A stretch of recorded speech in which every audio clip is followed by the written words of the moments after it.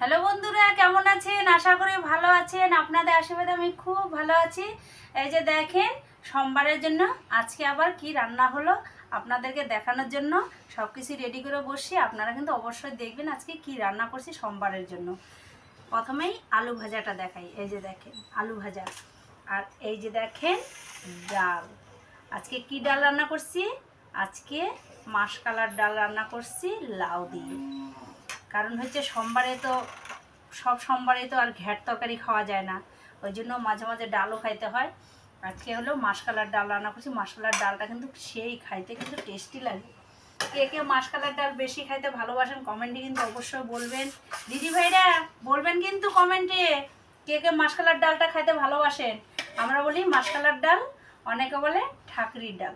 আর এখানে দেখেন এই যে এক হাঁড়ি ভাত, আবার থালা নিয়ে বসছি, ভাতও কিন্তু রেডি করতেছি।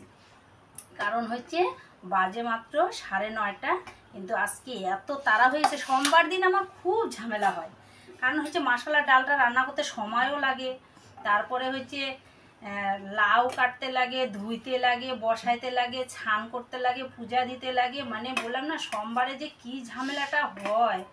কিন্তু কি করব, আর যদি ঝামেলা করে পূজা টুজাগুলো একবারে না দিয়ে সাইরে যাই, তাহলে আমার বাড়ি এসে পূজা দিতে অনেক দেরি হয়ে যায়।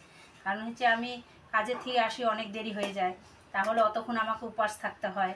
আর আমি তো সোমবারে ঠাকুরকে জল ঢালি শিবের মাথায়, কিন্তু উপাস থেকে ঢালি।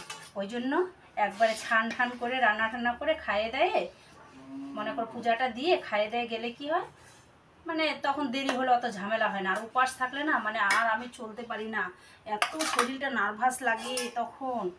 ওই জন্য একবারেই সব সারে যায়। আমার ভিডিওটা ভালো লাগলে লাইক শেয়ার কমেন্ট অবশ্যই করবেন, ফলো করতে ভুলবেন না, ফলোটা একটু বেশি বেশি করবেন।